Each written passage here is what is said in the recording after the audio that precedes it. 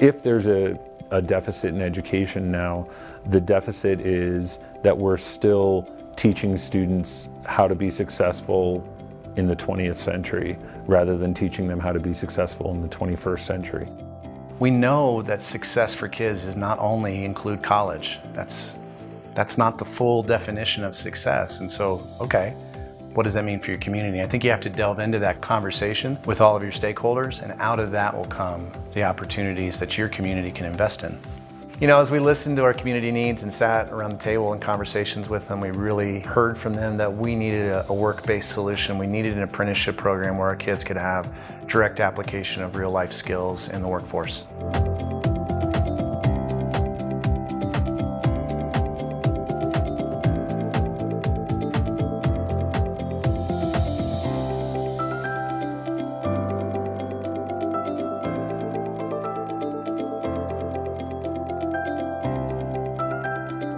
$1289 helps our students to have some value in what they're doing.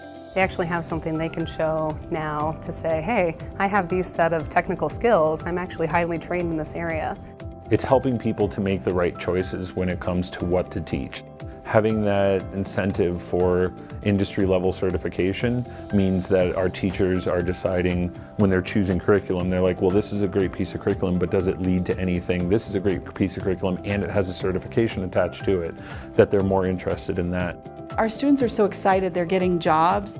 I've had students in culinary in an interview situation and they have what's called Serve Safe, which is the sanitation part. They have that certification and the other candidate doesn't, you get the job.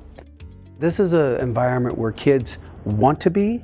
They take great pride in their building, they take great pride in their program, and they take great pride in the knowledge they're learning. When I went into high school, I had no idea what I wanted to be. And so it really helped me find what I was interested in and what I would like to do with the rest of my life.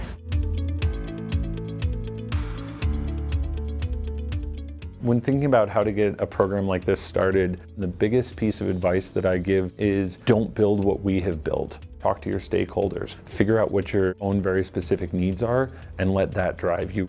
So I think one of the other aspects that led to success for us is the school board led. And it didn't come necessarily from the staff. The school board really set the vision, then the staff was able to step into their roles.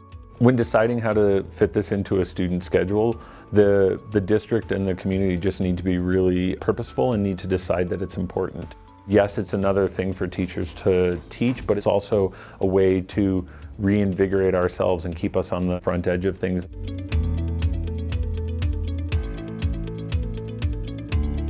We've been very diligent in St. Vrain to create partnerships in our community with industry. We really are looking for shared vision. When we talk about that, we're talking in terms of how can we close the gap between education and the workforce. When you're working with industry partners, it's important to communicate on a regular basis. We have weekly meetings to sit down with our liaison person from IBM to make sure we're meeting their needs. We have advisory groups for each and every one of our programs. They come and they meet with us and they share with us what their needs are. Now what we do with that information is we embed it, we don't wait. We embed it on that day into our curriculum. So we bring current information to our students. For any district or community really wanting to get these efforts going, it takes a lot of key players. So on our team, it's made up of the Chamber of Commerce, we have our Workforce Center involved, we have higher ed, the district, and then just a ton of business partners. And so as a team, we can come up with some goals, kind of a vision for our community's future, and that has been really key in getting buy-in from businesses in the community.